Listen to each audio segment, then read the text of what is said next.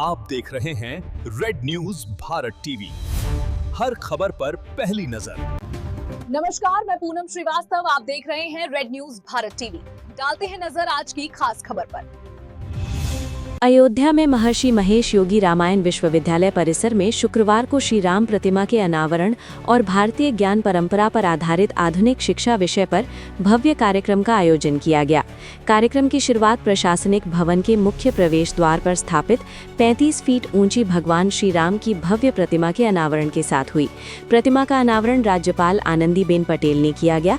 इस अवसर पर वैदिक छात्रों के द्वारा राम रक्षा स्रोत के साथ पूरा परिसर गूंज उठा। ये विश्वविद्यालय 500 करोड़ रुपए से अधिक की लागत से तैयार किया जा रहा है और इसे पूरी तरह हाईटेक स्वरूप में विकसित किया जा रहा है। पूरे अयोध्या क्षेत्र में भगवान श्री राम की इतनी ऊंची प्रतिमा कहीं और नहीं है।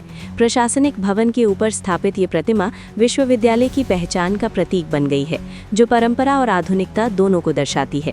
कार्यक्रम में राज्यपाल आनंदीबेन पटेल ने अपने संबोधन में कहा कि रामायण विश्वविद्यालय केवल उपाधियां प्रदान करने वाला विश्वविद्यालय नहीं, बल्कि मानव विकास का एक सशक्त केंद्र बनकर उभर रहा है।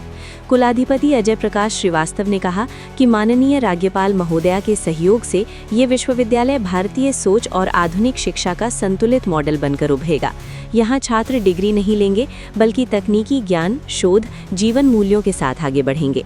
उन्होंने बताया कि विश्वविद्यालय का उद्देश्य भारतीय ज्ञान परंपरा को आधुनिक शिक्षा और टेक्नोलॉजी के माध्यम से वैश्विक स्तर तक पहुंचाना है। अयोध्या महापौर गिरीशपति त्रिपाठी ने कहा कि संस्कृति और टेक्नोलॉजी कैसे साथ साथ चल सकती है। उन्होंने कहा कि यहाँ भगवान राम की प्रतिमा का अनावरण सिर्फ प्रतिमा तक नहीं, बल्कि विद्यार्थियों की प्रतिभा में भी देखने को मिलेगा। उत्तर प्रदेश प्राचार्य संघ के अध्यक्ष डॉक्टर मणिशंकर तिवारी ने कहा कि ये विश्वविद्यालय आने वाले समय में शिक्षा का नया मॉडल बनेगा, जहां टेक्नोलॉजी के साथ चरित्र निर्माण और सोच का विकास होगा। उन्होंने कहा कि आज की ज़रूरत ऐसी शिक्षा है जो रोजगार, शोध और जीवन तीनों में उपयोगी हो। कार्यक्रम के अंत में कुलाधिपति प्रोफेसर भानु प्रताप सिंह ने धन्यवाद ज्ञापन प्रस्तुत किया। राष्ट्रगान के बाद कार्यक्रम का समापन हुआ।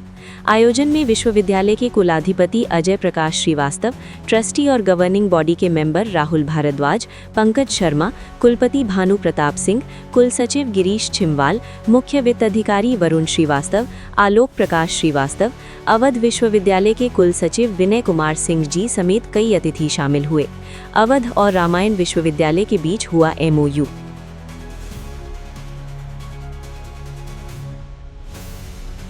विग्रहवान धर्म, भगवान स्वयं धर्म के विग्रहवान स्वरूप हैं। यहाँ पर जैसा कि इस यूनिवर्सिटी का कैरिकुलम है, यहाँ का शैक्षणिक वातावरण है, उसके अनुरूप बच्चों के शिक्षा के साथ साथ उनके आध्यात्मिक विकास की भी चिंता की जाती है। और यह बहुत ही स्वाभाविक है कि भगवान राम की प्रतिमा यहाँ पर स्थापित हुई है, तो भगवान राम से जुड़े हुए उनके जीवन मूल्य, उनका मर्यादा बोध, उनका सांस्कृतिक बोध, उनके राम राज्य की परिकल्पना, उनका एक प्रकार से संपूर्ण व्यक्तित्व यहाँ के पढ़ने वाले छात्रों के सम्मुख होगा। वो उससे अपने आचरण की शिक्षा लेंगे, अपने व्यक्तित्व को विकसित करेंगे और जब अयोध्या से बाहर जाएंगे रामायण विश्वविद्यालय में अपनी शिक्षा प्राप्त करके, तो राम राज्य के और अयोध्या के नागरिक हैं, अयोध्या में इन्होंने शिक्षा प्राप्त की है, ऐसा उनके व्यवहार से, उनकी संस्कृति से, उनके आचरण से, उनके व्यक्तित्व से झलकेगा। तो मैं विश्वविद्यालय के इस प्रयास के लिए मैं उनके बहुत साधुवाद देता हूँ कि उन्होंने यहाँ पर शिक्षा के साथ साथ मूल्यों की, संस्कृति की, नवाचार की, इन सबका इन्होंने यहाँ पर ध्यान रखा है। आज हमारा अयोध्या महानगर शैक्षणिक दृष्टिकोण से, चिकित्सीय दृष्टिकोण से धीरे धीरे एक नए मानदंड बना रहा है।